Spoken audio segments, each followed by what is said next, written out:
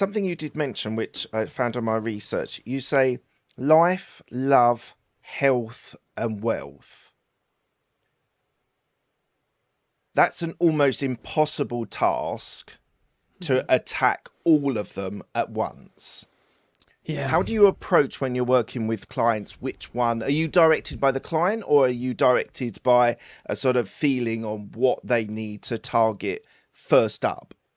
The first thing to understand, and I really appreciate this interview already, when someone comes to you, they come to you because they want something. Obviously, they want to grow their business. But what they need is always different than what they want, because if what you wanted was what you needed, you'd already have it. Mm. And so that's one of the weird things about branding, marketing, and sales is people come to you for what they think they want, but that's never what they actually need. And so the answer to that is I have to give them what they want so they stick around so that I can also pepper in what they need. And so for example, let's just say someone comes to me and they want to grow their business. That's usually the goal.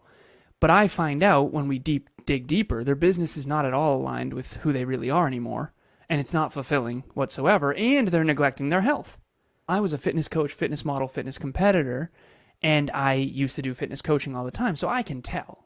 And by the way, you got to figure out what someone ties their self-esteem to, because it's always unconscious. And if you have low self-esteem and low self-worth, you're in trouble, particularly in business, because business is brutal. It's like awful. I don't think most people should be entrepreneurs. I think it's really terrible for people who are certainty driven. I actually think I don't think it fits everyone. I think there's a huge population in every country that people should just I've done both. I've done the corporate career and now running my own businesses, and I have people in the corporate career. They love the security. They love having the company around you. There is a misnomer that actually there is security, because in my 14 years, I went through 3 redundancy packages and people were let off. So that security that people think there isn't always there, but let's just put that to the side. But I totally agree. It's more than starting your own business, though. No, exactly. That's the big leap. And I think some people, it's now cool to start your own business. And I think that's quite interesting. That's because people are being drawn into it, and their personality type, their characteristics are not suited to a marathon, not a sprint, and they think that they need to get to the sprint first of all. When you're talking to your clients, how do you tap into that and get them to understand whether they are entrepreneurial or not? Well, there's 4 buckets I use as a general framework, and a lot of it's intuitive. A lot of it is I've met so many people from so many countries in so many industries. And I think I'm a coach at heart too, whether it was because my mom and stepdad didn't get along and I always had to understand their emotional state and what their real motives were. I mean, and not get along is a very kind way to put it. I mean, it was not good. Okay. But anyways, so I a lot of it's very intuitive, and I just happen to love, I call it STEM, science, technology, engineering, mathematics, business, and finance.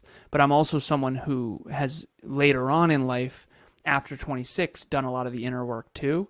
So I can have that professional development plus the personal development side. So a lot of it's intuitive. But I do have a framework that I think will land for everybody, which is whenever you watch a film or a great book in literature, it's basically 4 main stages that a character goes through. The hero's journey is what Joseph Campbell called this. And you've studied storytelling, a lot of this stuff. But to me, I have my own sort of flavor of it. And I went through all 4 of these buckets myself. And now my job is to help everyone get to the 4th bucket. So the first bucket is being unsuccessful and unfulfilled. So when I was in my teens, I was deeply unfulfilled and unhappy. Understandable given the story I told you. And I was unsuccessful. I worked as a car kid and a busboy. I didn't make a lot of money. I was treated like crap, quite frankly. I remember one time I got burnt the biscuits and I had them literally thrown at me in the kitchen, like that kind of thing. Just bullied. So unsuccessful and unfulfilled. I think that's where most of us start. We're unsuccessful and unfulfilled, and we have no idea why. We don't know ourselves. We don't know the world. We're just stuck in our own ignorance. We don't understand anything. And this was before Google, so I didn't know what the hell to do. I guess it was when Google was in its infancy, because Google's 25 years old. But so when I was 10, Google was founded. So I remember the days when there was no personal development books. There was no Audible. There was no...